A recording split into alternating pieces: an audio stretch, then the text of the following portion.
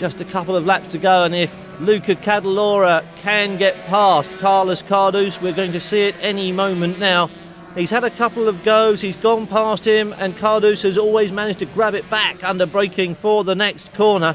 And the question now is, can Luca Cadalora pull off that same manoeuvre and make it stick, or has he been toying with Cardus and got an entirely different place in mind?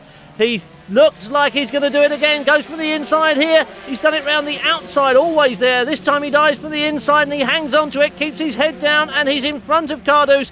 Here is the Spaniard's moment, and it doesn't happen. That's where Cardus has got him back every time in the past, and this time he stays second. Cadalora has pulled it off and now leads the Malaysian Grand Prix. Carlos Cardus is back to second, and very firmly back to second now. Cadalora with Cardus tailing him, and Carlos Cardus has not given up yet. Almost mirror images of each other, but it's going to be Luca Cadalora. There are just 2.2 miles of the Malaysian Grand Prix remaining.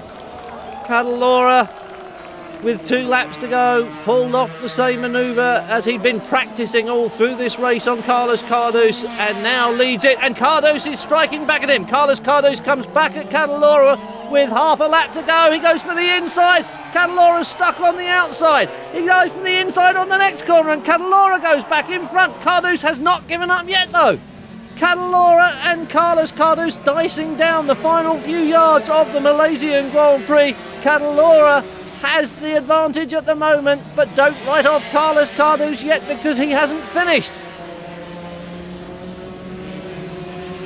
Riding in Cadalora's slipstream, this is his moment under braking, looks at the inside, but Cadalora shuts the door, and that means it's almost certainly all over unless Carlos Cardus can pull off something amazing, and he does it! Just flips inside. Cadalora sat up a little bit too straight, gave Cardus the room, and now does it back under acceleration 5 times in the one last lap. They have swapped places, Cadalora and Cardus. A tremendous end to the 1991 season as 2 masters of 250 racing entertain this crowd, swapping places every inch of the way. The flag falls, Cadalora wins it, Carlos Cardus finishes in second place, and that last lap was racing all the way. In fact, those final 2 laps were fairly frantic, but Luca Cadalora is the man who takes the checkered flag. Cardus second, Bradl third, and in fourth place Horace Reggiani on the Aprilia. Then it's Wimmer Criville and Alberto Puig, followed by Pierfrancesco Chili. But these are the 2 men who have really set the Shah Alam circuit alight. Cadalora and Cardus doing that lap of honour together, and absolutely justifiably so. Cadalora then sets the seal on another championship season. 215 points takes him to the title, and he can't be caught. Although mid-season we have to say that it looked as though Bradl was overhauling him.